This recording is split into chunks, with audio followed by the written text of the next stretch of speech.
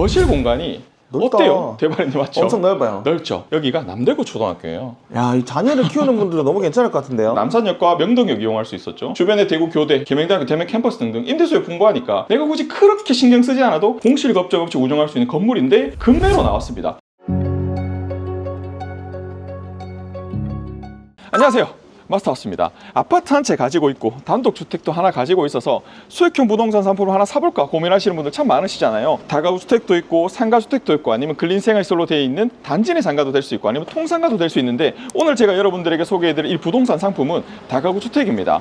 다가구 주택은 흔히들 말하는 원룸 건물인데 수익형 부동산 중에서 가장 월세를 원활하게 만들어낼 수 있고 월세 창출이 가장 잘 되는 게 수익형 부동산 상품 중에 저는 다가구 주택이라 생각을 합니다. 물론 본인의 개인적인 역량이 조금 들어가야 되는 건 맞습니다. 할 일도 많아요. 도배도 해드려야 되고 세입자물이 나갔다 들어왔을 때 내가 인력이 좀 충분히 들어가야 되는 부분이 있지만 그 부분이 월세로 창출된다는 건 수익형 부동산 중 다가구 주택 으뜸이라 생각이 됩니다. 오늘 제가 여러분들에게 소개해드릴 이 물건은 급매 물건입니다. 기존에 이 소유자분께서 14억 주고 매입을 하셨고 중개보수 취득세를 계산하게 되면 원가가 14억 5천까지 올라가는데 현재 나와 있는 매도가 13억 2천입니다. 약 1억 원 이상 손해보고 파는 급매물인 것도 모자라서 여기서도 추가 절충이 가능합니다. 오늘 제가 여러분들에게 소개해드린 이 다가구 주택 놓치지 마시고 끝까지 시청해 주시면 이런 물건이 이제 나왔구나 라는 생각이 드실 겁니다. 출발해 보시죠. 자, 오늘 제가 여러분들에게 소개할 물건지 앞으로 도착을 했는데요. 여기 보면 대건 팰리스 A라고 적혀 있는 이 다가구 주택입니다. 옆으로 이렇게 바라보게 되면 A, B, C 그리고 옆쪽에 다가구 주택이 하나 더 지어져 있는데 대건 팰리스라는 건설 회사에 지은 다가구 주택이 하나, 둘, 세 개가 만들어져 있어요. 이게 가장 먼저 거래가 됐습니다. 14억에 거래가 됐고 대건 팰리스 B동은 13억 9,500, 그 바로 옆에 있는 건 13억 9천에 거래가 됐었습니다.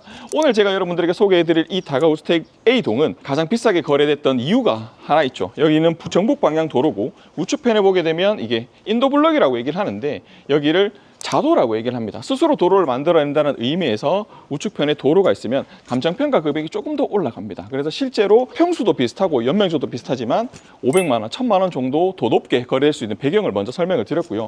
이 주변의 입지를 간단하게 좀 설명드리면 보물건지 북쪽으로 남삼역을 이용할 수가 있습니다. 도보거리 5분 내에 위치할 수 있고요. 그 위쪽으로 환승을 하고 싶다 하면 명동역으로 걸어가면 됩니다. 명동역으로 걸어가는 데까지는 7분에서 8분 정도가 소요가 될 겁니다. 그리고 물건지 서쪽으로는 계명대학교 대면 캠퍼스가 자리하고 있고요. 우측편으로는 경북 예고도 있고 아래쪽으로는 남대구 초등학교, 경상중학교, 그리고 동쪽으로 이동하면 교대역도 이용할 수 있는데 교대역이 굉장히 고무적인 게 뭐냐면 우측편에 교대역 위쪽으로 보면 명동에 퍼스트마크가 있어요. 예전에 아파트가 지어지기 전에는 거기가 다가구 주택 밀집 지역이었고 임대하는 분들의 메카라고 할 수 있는 공간에 아파트가 지어지면서 다가구 주택이 상대적으로 공급이 부족하게 되어버렸습니다. 이 주변의 임대 수요는 대구 교육대학교를 필두로 영남대학교, 병원까지 정말 많은 분들이 밀집돼서 살아가는 공간들입니다.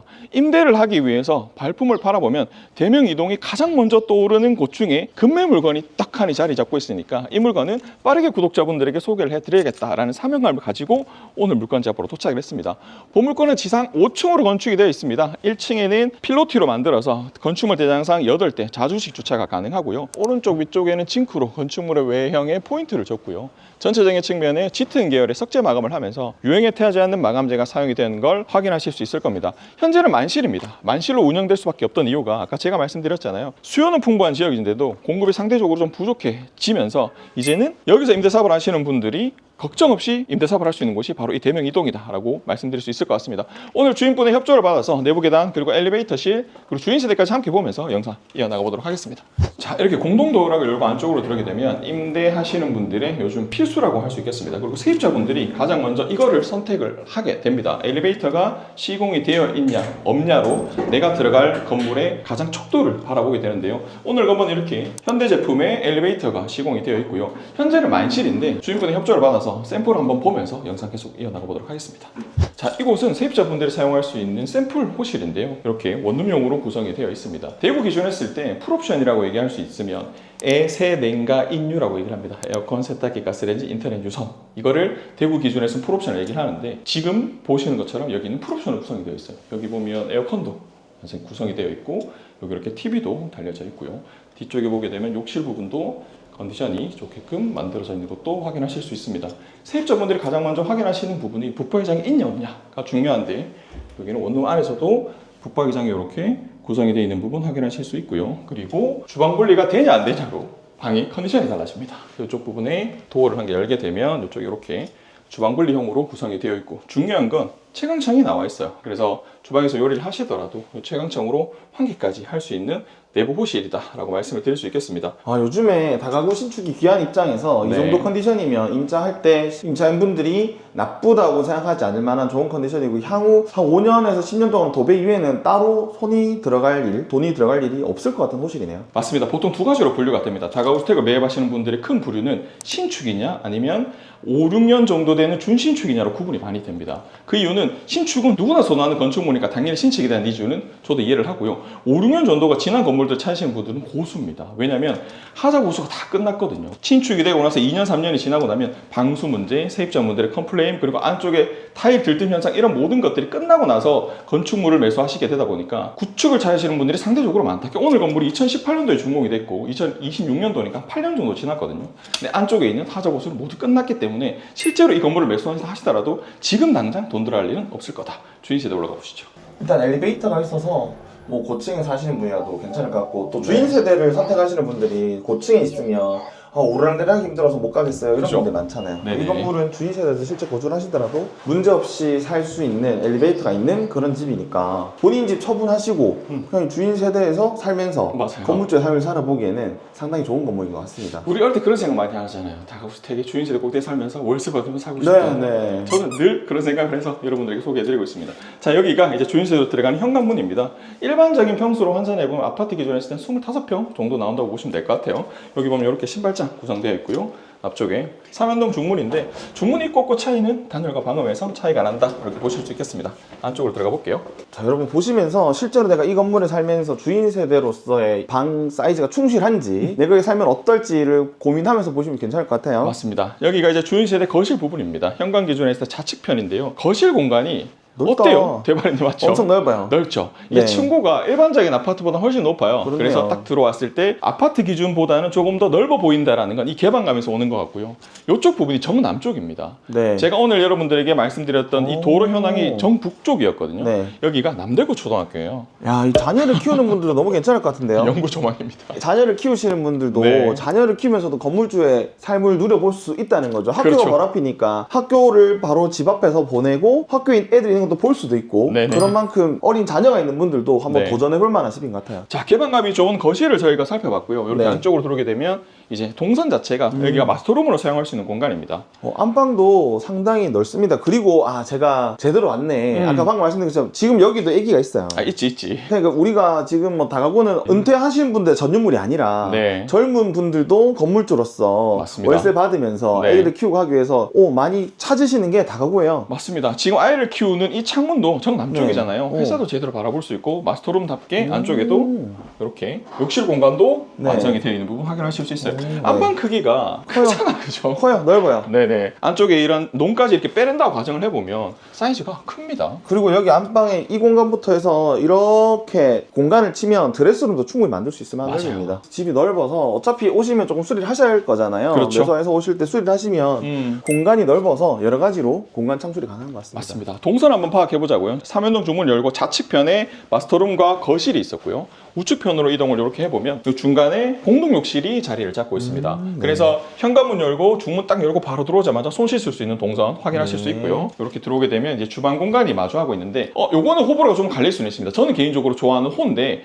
아파트 같은 경우에는 판상형 구조라 대면형으로 주방과 거실이 마주하잖아요. 근데 이거는 내가 원하는 대로 건축이 가능하니까 한번 꺾어서 들어오기 때문에 냄새가 거실까지 가지 않는 장점이 있을 수는 있습니다. 이 부분은 참고하시면 좋을 것 같아요. 주방 공간도 기획적 형태의 싱크대 만들고 이렇게 식사할 수 있는 다이닝 공간, 그 위쪽에 식탁 등을 만들면서 동선을 최소화시킨 부분도 확인하실 수 있고요. 넓어요.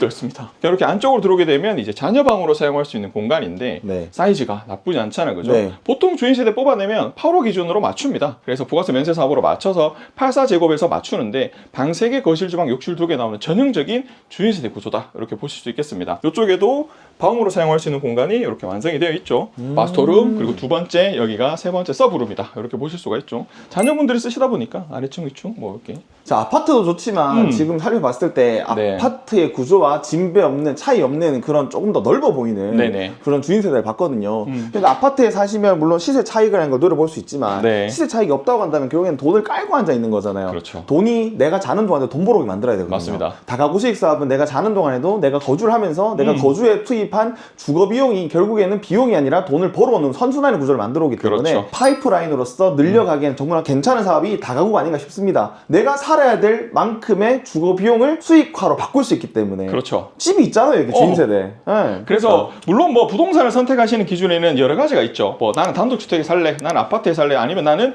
다가구주택, 상가주택 매입해서 주인세대 살면서 월세를 받을래. 참 여러 가지가 있잖아요. 저는 개인적으로 이런 다가구주택이나 상가주택을 좋아해서 여러분들에게 리뷰도 해드리고 설명도 해드리는데, 주인세대 살면서 지금 현재 나오는 월세가 약 한 400만 원 이상이니까 이건 뭐 은퇴하기도 좋고, 아니면 앞쪽에 초등학교 있고, 그리고 남산역과 명동역 이용할 수 있었죠. 주변에 대구 교대, 계명대학교 대면 캠퍼스 등등 임대수요 풍부하니까 내가 굳이 그렇게 신경 쓰지 않아도 자연스럽게 임대도 넣을 수 있는, 공실 겁적 없이 운영할 수 있는 건물인데, 여기서도 추가 절충이 가능합니다. 오늘 건축물의 개요 말씀드리면서 정리 한번 해보도록 하겠습니다. 대지평수 82.88평에 건축물 연면적 173평입니다. 현재 매모가 13억 2천에 거래를 희망하시고요. 은행 융자 5억 원 사용하고 계십니다. 현재 임대보증금 주인세대에 월세를 놓았다고 가정한 금액이며 2억 9천만 원, 인수금액 5억 3천에 인수가 가능하고요. 월임대 총액 598만 원 나오는 다가구 주택이었습니다. 여기서 만약 추가 절충을 한다고 하면 수익률은 약 10% 이상 올라갈 것으로 예상이 됩니다. 인수금액이 다소 조금 높다라고 생각하실 수는 있을 것 같아요. 그래서 매매금액을 낮추게 되면 인수금액이 더 떨어지고,